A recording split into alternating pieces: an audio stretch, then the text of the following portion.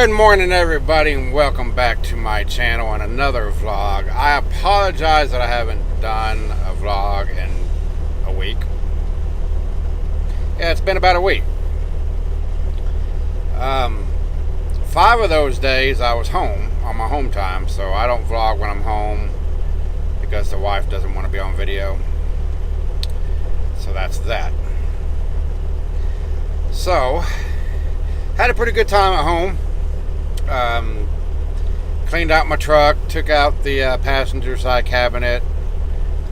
I turned my table around that used to be my workshop. I got my drill press and milling machine and desktop sander and my bandsaw and all those power tools out.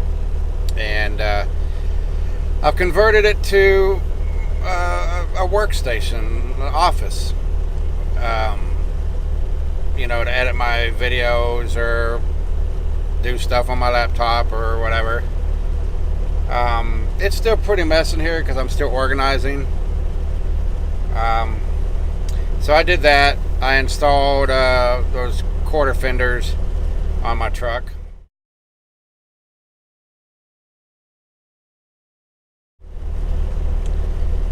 And got a bunch of packages and stuff that I ordered. I'll show you guys that later. A little show and tell. But I left out yesterday morning. I started a vlog yesterday. But then that guy Michael Bagzis, how he pronounced his last name, he kept calling me and blah, blah, blah, blah, Just kidding, Mike. So yeah, I was on the phone most of the day, so I didn't vlog. Yesterday was a very interesting day.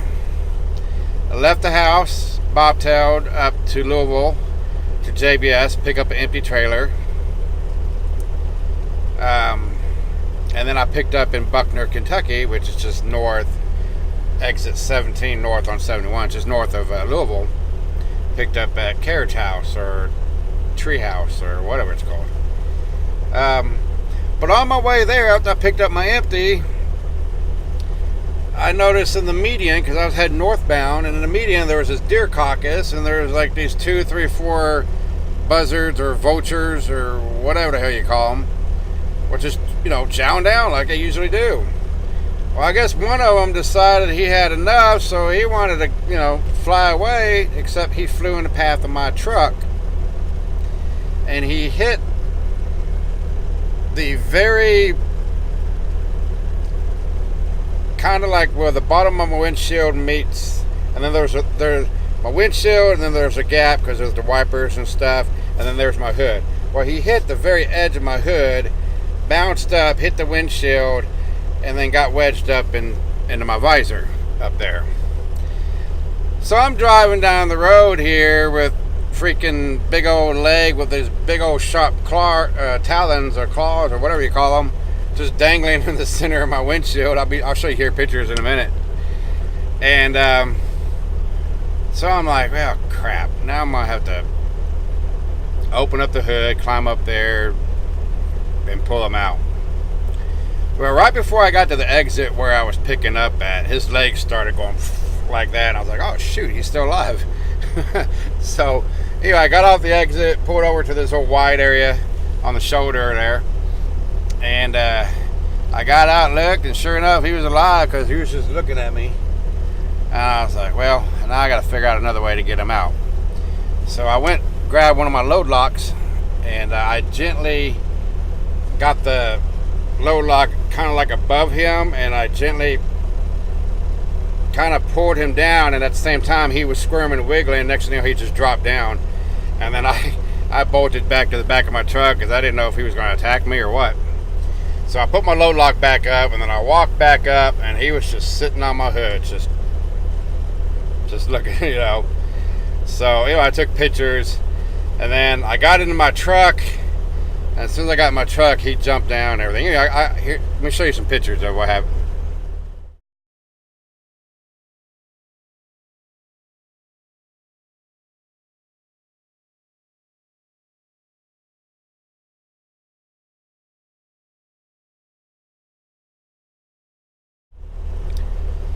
So yeah, So that started today. Went over and got loaded. Got loaded pretty quick. Got there at noon. I was out of there by 12:55. Drove back down to Louisville. Took 265 around the new bridge into Indiana. Got on 65. 65 was shut down up there in Seymour, Indiana, due to a hazardous material explosion. 3 semis were involved. Apparently, the one with the hazardous material truck rear-ended another truck, and then another truck rear-ended the hazardous material. I don't know. They had all shut down. So they routed us off on Route 256 onto 31 North. Got on 31 North, got to Route 250. They detoured us and routed us right back on 65. And the accident was in between Route 250 and 50. So we drove right past the accident. Didn't make no sense. Well, the only thing I can think of is that at the time they didn't know how bad the chemicals or whatever, or they got it contained, and then they finally decided to open it up. Southbound was shut down. They were routing everybody off of Route 50 there, where the TA truck stop is up there in Seymour. That exit. But from the earlier pictures on the article that I read, it was a Covenant truck. But when I passed it, you couldn't tell what kind of truck it was. It's like equivalent to a human burnt, nothing but bones, and the only way you can identify is through dental records. That's how burnt this truck was.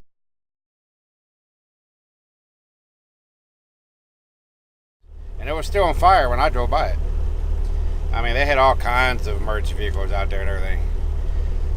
So that was the second event yesterday.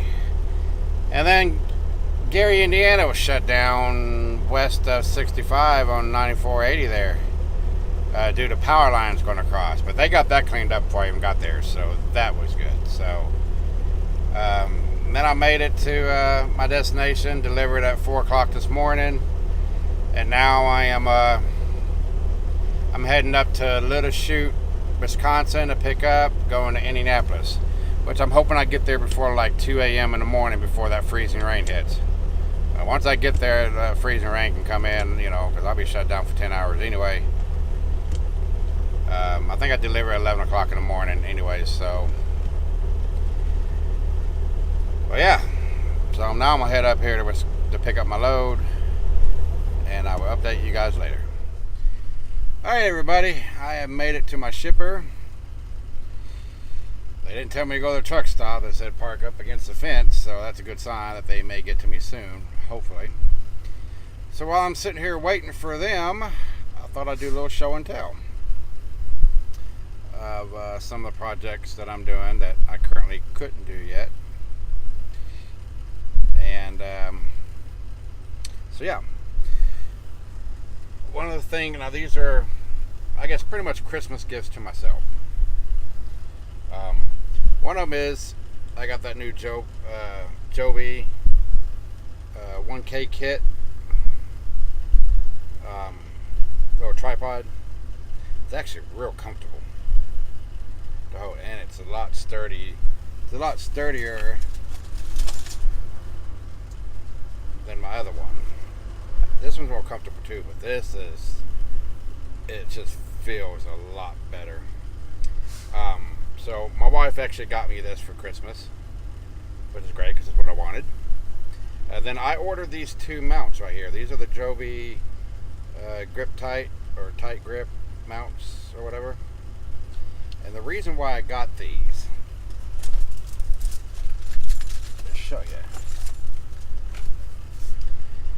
This is the mount that came with this one, okay? See how these things flex? It's just rubber piece. And it really, it held, if I was setting up a tripod just to do still shots, it works just fine. But if I want to, move it around like this and everything, it has a tendency for the phone, the potential to fall off. And I didn't want that.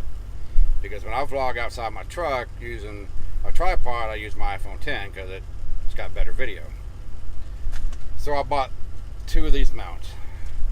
I actually got one on here and one on here. And what this mount does is it moves up and down, and you can see how it hooks. So I put my phone in it. Well, I won't do it with this case because I got my magnet. Well, I might. Anyway, it'll clamp around this, and then you tighten it up and it will not move. I tried swinging it and everything when I was home. Did not move. So that's why I got it, to protect my investment. And what's really cool is it has, this thing rotates and you lock it, and then you got the thing here to rotate up and down. So I love the mount. Perfect. And I love this new Joby.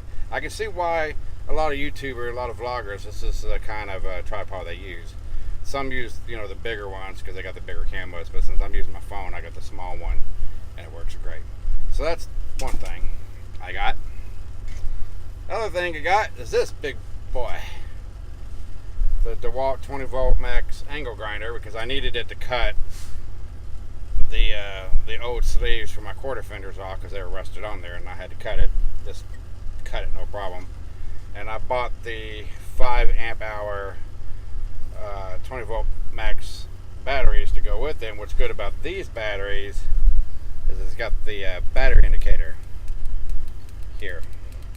So I bought 2 of them. They came in a kit, one for the angle grinder and one for my 1/2 inch cordless impact drill. So that's another tool for my arsenal. And then I got, oh, by the way, my CB is done. I gotta pay for it tomorrow. They said I'm really gonna like it because they put an RFX 75 on it, and they put it on the meter and everything, and it's pushing 100 watts. My big radio. So anyway, I needed a new CB antenna because these fiberglass ones on this Peterbilt they suck. So I bought this from a CB shop in Effingham, Illinois, and for $98 it came with a kit. It came with 18-foot coax cable, and it came with the mount. And these things are like $17-20 in the truck stop. These are like $15-20 in a truck stop. So for $98 to get all 3, I thought was a pretty good deal. Anyway, this is the Striker SR A10. I read a lot of reviews on it, and this seems to be probably one of the best antennas on the market. So I'm gonna mount this on the very back of my sleeper. I got 2 railings, a short one on the top and then a longer one down the bottom. I'm gonna put this one on the top one right there in the center of the back. I'm gonna disconnect the coax cable that I'm running now to my CB, my other CB, and then route it underneath my truck through here and on dash and all that. So that's that. Had to order me another VGA cable. This is the cable that goes from my 6-button switch mounted on my dash to that black box that's in the side box. The 10-foot cable that I had originally wasn't long enough after I routed it through there. So I went with a 26-foot. It's probably going to be too long, but I'd rather be too long than too short. So that's that. And then I figure, since I'm adding a push start fob key system or proximity, these newer cars, you got to have a fob in order to start it. Well, my truck's going to do that. You take the fob away 5 feet of whatever way, truck won't start because I'm taking this Prime alarm system out totally. And then, if my windows are rolled down and I hit the button, the lock button, the windows automatically roll up. So another feature that my wife's car does is her headlights, they have the automatic. They automatically come on when it gets to a certain darkness outside. And then, when we get home and she turns her car off, the lights still stay on to light up the driveway for like, I don't know, 15, 20 seconds, something like that. So I'm like, hey, you know what? I want that for my truck. And that's what I ordered. This little automatic light set. This is the sensor, the light sensor. It just goes up on the dash or whatever. There's a little box and everything. Came with instructions. So when I install that fob kit and everything, I'll install this as well, and have automatic headlights. Let's see, what else did I get? Oh, I can't really show you right now, but I got those portable ramps.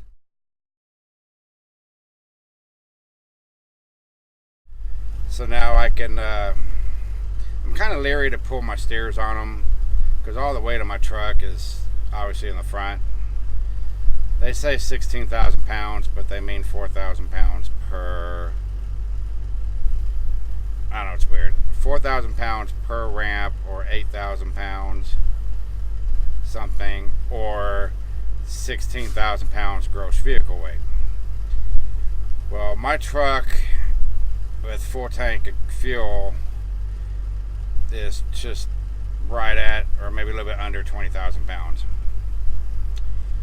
So I don't know, I'm a little leery. But, however, I really just need to get my truck up in the air so I can get under it. Whether it's lifting the front up or lifting the back up. So what I can do with these ramps, now they're portable, each ramp is 2 pieces. You connect them together, and so what I can do is I can put the ramps in front of my front drives and then jack up my rear end up a little bit, and then I can get underneath my truck and do what I got to do, which is fine by me. So I got those, and I got a mechanic's creeper that also transforms into a mechanic's chair with wheels. So I have that, so I don't have to lay on the dirty ground. I can lay on my creeper and then, wheel myself around under my truck, make things a lot easier. Just like a true mechanic,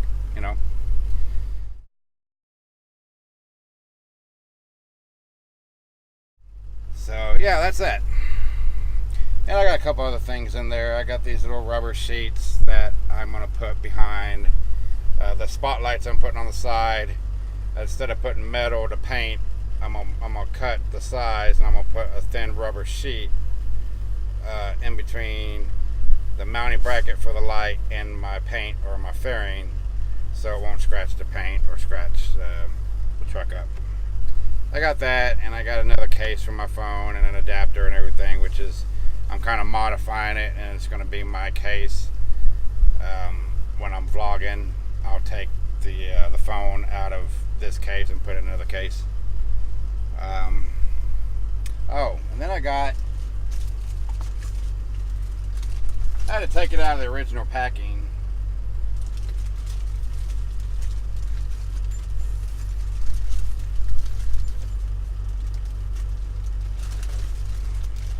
Because I had a big hole in it. But I got these. Now this is the mount that those smaller spotlights that I got that are going to shine back behind my truck, like so I can see the front of the trailer. I decided I'm going to mount them on those rails. I'm going to mount the CB in the center, and then I'm going to mount a spotlight to the left and right of the CB. Anyway, I need these special mounts. They come with these different size inserts depending on the size tube you put in them. So I got that. I had to take them out, like I said. The original packaging had a hole in it, so I had to put it in a Ziploc bag. Well, that's it. So hopefully they don't take too long to call me up. I mean, I've only been here 30 minutes, so, and I can spare 5 hours. So, I'll keep you guys updated. Woo! I made it to my delivery. Finally. It is January 12th now. 12:32 a.m. in the morning. I just backed up into a spot. for the most part, it was just wet. There was one time that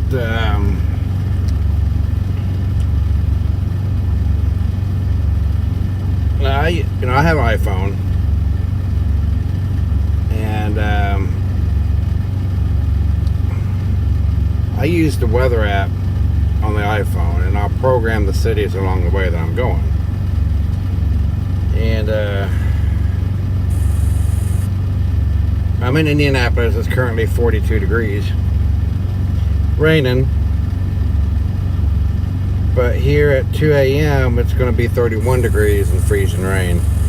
That's why I wanted to get here as quick as possible. But I think there's one time on 65 South it got down to 32 degrees. And like 5 miles down the road it went up to 34.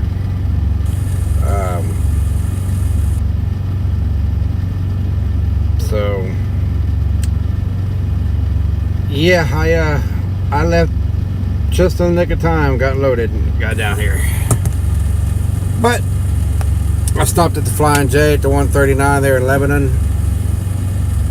Put a little bit of fuel on, got me a little bit of food, because I may be stuck here tomorrow. So I want to be prepared. So that being said, even though the roads are fine, man, it's a little nerve-wracking when you try to beat a storm, because the storm was, it's going at an angle that way. So as I'm going down, it's cutting across this way, and I was trying to stay out of it the whole time, and yeah. But anyway, I'm going to end my vlog here. I'm going to go to bed. So if you like my videos, you like this video, please hit that like button. If you haven't subscribed to my channel already, go ahead and do so. They'll get better. And I will see you guys, I would say tomorrow, but later on today. See ya.